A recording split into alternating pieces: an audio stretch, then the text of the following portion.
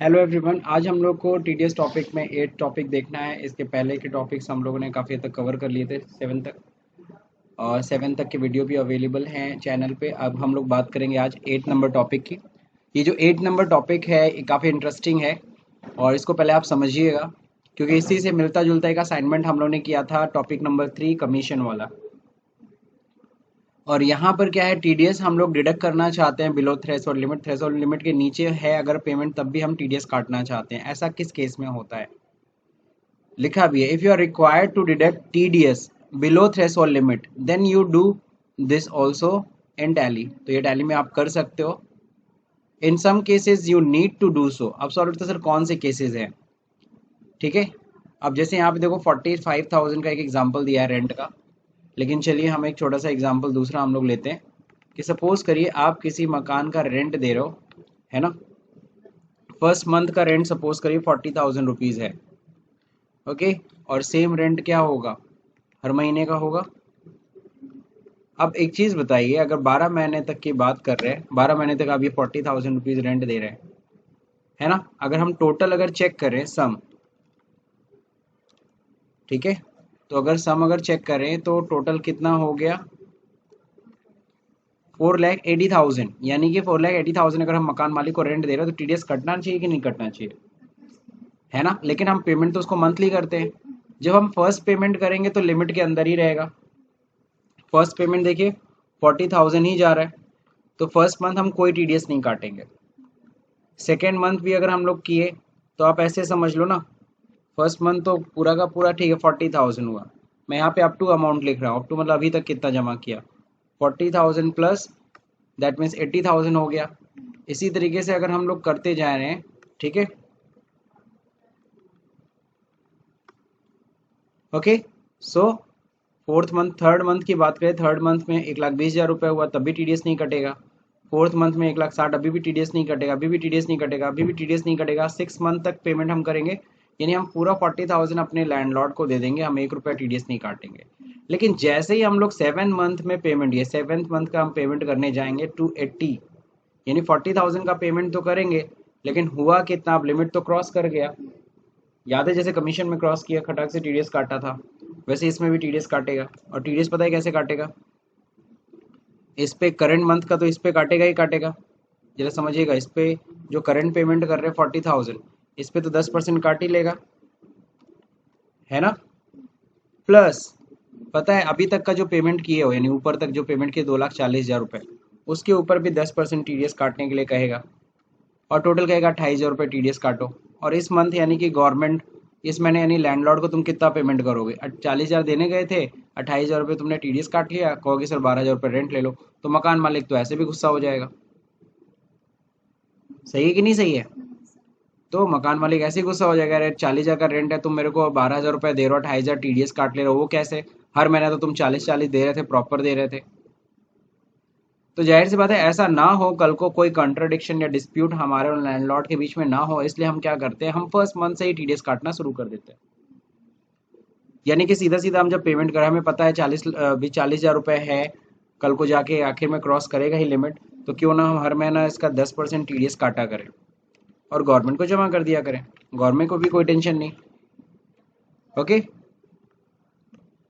तो अब देखो इस केस में क्या होगा, हर महीना हम क्या करेंगे, 4,000 रुपये टीडीएस काटा करेंगे। और जाहिर सी बात है उसको हम रेंट हर महीना कितना दिया करेंगे, हम उसको जब पेमेंट कैश पेमेंट किया करेंगे वो कितना, दैट इज 36,000 का पेमेंट किया करेंगे। और 4,000 का हम उसे क्या पकड़ा देंगे, हम टीडीएस सर्टिफिकेट, अगर सैलरी है तो फॉर्म 16, ठीक है, सैलरी है तो क्या फॉर्म 16, अदर दिन सैलरी तो 16 ही हम पकड़ा देंगे। अब उसको भी क्लियर रहेगा, हाँ हाँ ठीक है, हमारा टोटल कितना टीडीएस कट गया, 4,000 रुपये के हिसाब से हर महीना टीडीएस कट रहा है, क्लियर। अब उसको भी दिक्कत नहीं है, अचानक 28,000 रुपये टीडीएस काटोगे तो वो चिल्लाएगा ही। तो इस केस में हमें ज़रूरत पड़ती है कि थ्रेशोल्ड लिमिट के नीचे भी अमाउंट पे कर रहे हैं तब भी हम टीडीएस काटें। सवाल उठता है इसको हम टैली पे कैसे करेंगे। तो देखिए यहाँ पे मैंने एग्जांपल दे रखा है, on 2 November 2020 company hire another office in Orient mall limited, this one is the PAN number, Mohaddipur Gorakhpur, okay. On the monthly rent of 45,000 per month है। रिसीव फर्स्ट मंथ बिल, पहला मंथ का बिल अभी हम receive कर रहे हैं तो हम एंट्री करेंगे। तो पहला बिल हमें मिल रहा है तो हम पेमेंट करेंगे, तो जाहिर सी बात है TDS काट के करेंगे, क्योंकि 45,000 के हिसाब से अगर पेमेंट देखा जाए तो कल को 240 क्रॉस करेगा ना, तो इसलिए हम TDS काट लेंगे। Here you need to create the following ledger. तो ऑफिस रेंट का आई थिंक बना हुआ है तो हमें बनाने की जरूरत नहीं पड़ेगी हमारे अपने टैली, क्योंकि देखो हमने ये जो कंपनी बना रखी है इसमें अभी तक 7 टॉपिक्स कवर कर रखे हैं, उसी में सारे के सारे एंट्रीज हो रखे हैं सॉरी। तो अभी दोबारा हमें बनाने की जरूरत नहीं पड़ेगा, आप देख लो एल्टर में मेरा बना होगा लेजर। सबसे पहले मैं ऑफिस रेंट आपको दिखा देता हूँ। ऑफिस रेंट का लेजर हम लोग का बना हुआ है, इनडायरेक्ट एक्सपेंस, ठीक है। तो खैर GST के ध्यान नहीं देना है। रेंट पेमेंट सबको पता है, रेंट 194I सेक्शन होता है, 10% TDS कटेगा अगर थ्रेशोल्ड लिमिट कितने क्रॉस करती है, 2,40,000। तो ये तो ऑफिस रेंट हो गया। देन हम लोग को एक बनाना है किसका, ओरियन मॉल लिमिटेड का, तो ये तो बनाना पड़ेगा, ये लेज़र नहीं बना होगा तो हम लोग लेज़र बनाएंगे किसका, Orion mall. Okay, so company का नाम है ओरियन मॉल लिमिटेड, तो ये हम लोग बना लेते हैं। ये हमारे होंगे क्या, सन्ड्री क्रेडिटर, इनको पैसा देना है, TDS एप्लीकेबल कर लीजिएगा। और कौन सा केस, कौन है ये, लिमिटेड है ना कंपनी, रेजिडेंट हो जाएंगे TDS इन सेम वाउचर, जी हाँ। कौन सा टॉपिक है, रेंट ऑफ बिल्डिंग है, ठीक है ना। अब यहाँ पे यूज़ एडवांस TDS मैंने बोल रखा है, अगर ये ऑप्शन नहीं आता है आपका, ठीक है ना, एक तो F12 से आप इनेबल कर सकते हो, इसे ला सकते हो यहाँ से, ठीक है। टैक्स डिटेल होता है देखो, ओके। पार्टी TDS देखो मैंने यस कर रखा है तो इसलिए वहाँ पे पूछेगा, ओके। टैक्स डिटेल देखो, प्रोवाइड TDS डिटेल है ना, यहाँ पे यस हो रखा है। Allow advance entries TDS master, मैंने यस कर रखा है इसीलिए वहाँ दिख रहा है। अगर इसको नो कर दूंगा तो advance entries in TDS master नहीं दिखेगा। और अगर ये नहीं दिखेगा तो आपको मैंने बार बार बताया कि कंट्रोल I दबाइए और यहाँ पे TDS एप्लीकेबल टू पार्टी होता है, एंटर कर दीजिए, यहीं पे डिटेल आ जाएगा, ठीक है ना। अब यहाँ पे इस बार आपको एडवांस TDS को यस करना है। और इस बार सरचार्ज तो कोई बात नहीं है, कोई सरचार्ज नहीं हो रहा। हाँ, इनकम टैक्स हम जो काट रहे हैं ना 10%, ignore income tax exemption limit, तो हमें इस बार क्या करना है, इनकम टैक्स एग्जेम्पशन लिमिट को क्या करना है, इग्नोर कर देना है। यानी कि एग्जेम्पशन लिमिट हमने 240 वहाँ पे सेट कर रखा है ना, हमें उसे इग्नोर करना है। इग्नोर करने का मतलब 240 से कोई लेना देना नहीं है, 1 रुपया भी हम पेमेंट करेंगे TDS कटना चाहिए। तो यहाँ पे हम लोग इसको अनआइडेंटिफाई इस बार इसको एप्लीकेबल कर देंगे। और किस केस में एप्लीकेबल कर रहे हैं, रेंट ऑफ बिल्डिंग के केस में, ठीक है। तो यानी हमने एग्जेम्पशन लिमिट जो ये थ्रेशोल्ड लिमिट को इग्नोर कर दिया। अब पैन नंबर देखिए मांग रहा है, तो पैन नंबर तो हम लोग को पता ही है, क्वेश्चन में दे रखा है ऑलरेडी। तो यहाँ से हम लोग क्या करेंगे, ऐसे पैन नंबर यहाँ से कॉपी कर लेंगे, okay. Then okay, control A accept कर लीजिए। अब क्या करना है, आप जरा देखिए आगे। अब हमें क्या करना है, अच्छा सॉरी, एक TDS का भी लेज़र मेरे को आपको चेक कराना था। TDS ऑन रेंट देखिए मैंने लेज़र बना रखा है, TDS on rent, okay. Duties and taxes rent on building पे रहेगा, कंट्रोल A। बाकी अब एंट्री करना है सीधे, पहले तो हम लोग क्या करेंगे, एक्सपेंस को ड्यू करेंगे, तो F7 में एंट्री होगी। बिल रिसीव हो रहा है पहले मंथ का, किस डेट में मिल रहा है, ध्यान से देखिए, 2 नवंबर। F2 2 नवंबर। रेंट हमारा हो जाएगा डेबिट, खर्चा एक्सपेंस अकाउंट डेबिट होता है ना, ऑफिस रेंट डेबिट होगा, okay. How much amount, 45,000। Enter rent on building, जी हाँ, इस बार यहाँ पे क्रेडिट होगा कौन, पार्टी, पार्टी कौन है, ओरियन मॉल। देखिए तुरंत TDS कट गया, 10% TDS 4,500 कट गया। तो यहाँ पे बिल नंबर देख लीजिए, अगर है तो मेंशन कर दीजिए। तो यहाँ पे देखिए मेंशन है ओम ADB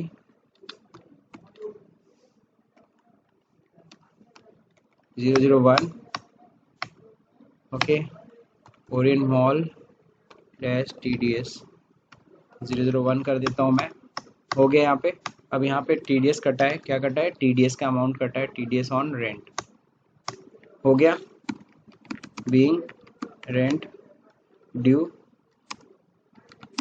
and TDS deducted, okay. और फर्स्ट मंथ, जो भी फर्स्ट मंथ है, कौन सा मंथ है, तो यहाँ देखिए मंथली पेमेंट में से मैंने TDS काट लिया, ठीक है। तो ऐसा आप कर सकते हो, कोई दिक्कत नहीं है, इस तरह के केसेस आपको देखने को मिलेंगे। तो मेरे ख्याल से आप लोगों को समझ में आ गया ये चीज़, ये टॉपिक कि मंथली पेमेंट में से टीडीएस कैसे काटना है। तो कुछ नहीं, आपको जो मेहनत करनी है वो किस में करनी है, पार्टी के लेज़र में। कल हम इससे पहले भी हम लोगों ने लोअर रेट डिडक्शन पढ़ा था, 15G 15H पढ़ा था। तो हम लोगों ने देखा था कि पार्टी के लेज़र में ही हमें सब कुछ करना पड़ता है, कॉन्फ़िगरेशन जो भी करनी है हमें पार्टी के लेज़र में ही करनी है। तो ओरियन मॉल में देखिए, सॉरी, इनके लेज़र में हम लोगों ने क्या किया, यही एडवांस कॉन्फ़िगरेशन हमने ऑन किया और यहाँ पे इसको बस एप्लीकेबल करना है, ये एप्लीकेबल करना मत भूलिएगा।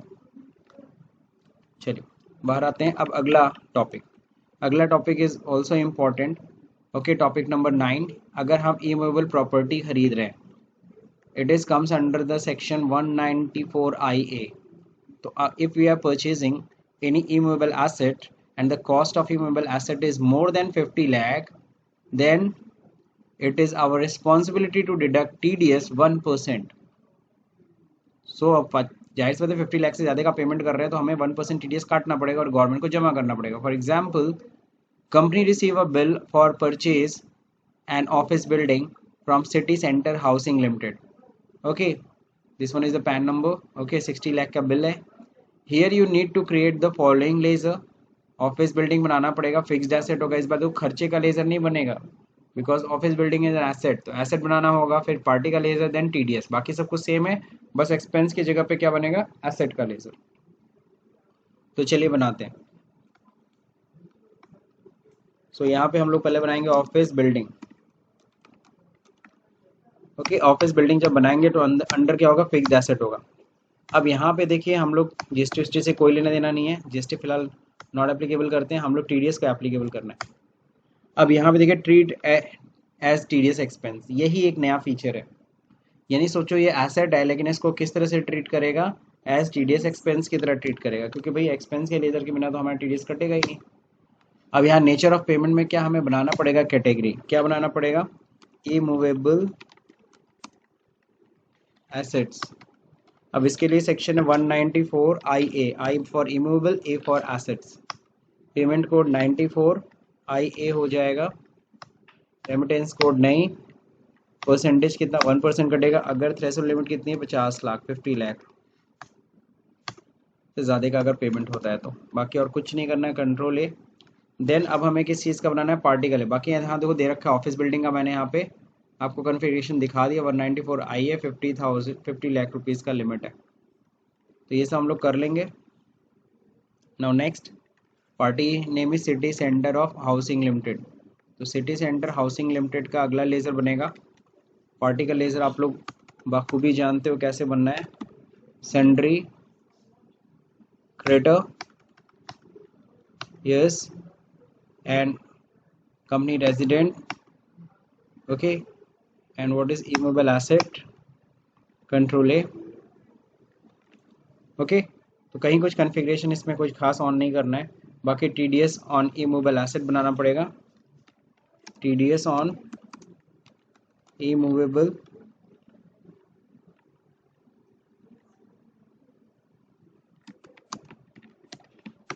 Okay, immovable assets.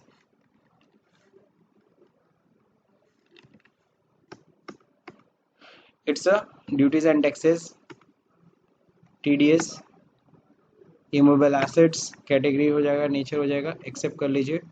अब हम लोग सिंपल एंट्री करेंगे जैसे हम लोग करते थे। तो F7 हम लोग पहले बिल की एंट्री करेंगे। तो हम लोग क्या खरीद रहे हैं, office building.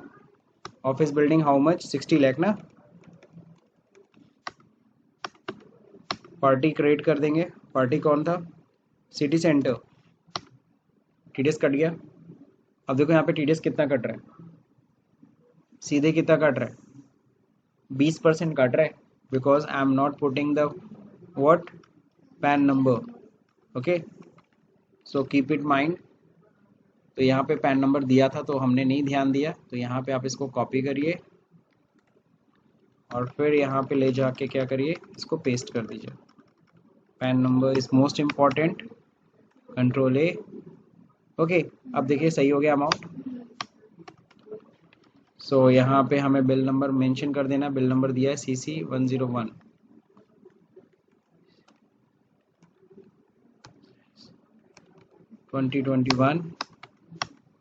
Okay, then next CC dash TDS dash 001. Okay, so this one is complete. 1% TDS cut गया. What is this? TDS on immovable property. Being TDS, being bill due and TDS deducted. Being bill due and TDS deducted. Completed. Now just need to check 26Q, that means detail TDS report 26Q. अभी तक का पूरा मैं देख रहा हूँ starting से अभी तक का. There is some lower rate of TDS, some zero rated TDS, बाकी तो सब जगह TDS बकायदा कटाई है. 60 लाख इतना ज़्यादा अमाउंट क्यों? क्योंकि यहाँ पे देखो प्रॉपर्टी हमने परचेज किया है. There is one transaction needed to correct. There is what? Unable to determine TDS applicability for ledger और स्टॉक आइटम. तो यहाँ पे कोई इनपुट CGST का अमाउंट हो रखा है, इसमें यहाँ दिक्कत आ रही है. तो यहाँ पे हम लोग देख लेते हैं कोई TDS शायद यस हो गया होगा. लेज़र में जाएंगे, इनपुट CGST.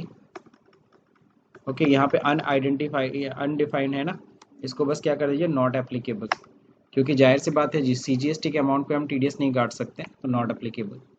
अब चेक करते हैं रिपोर्ट.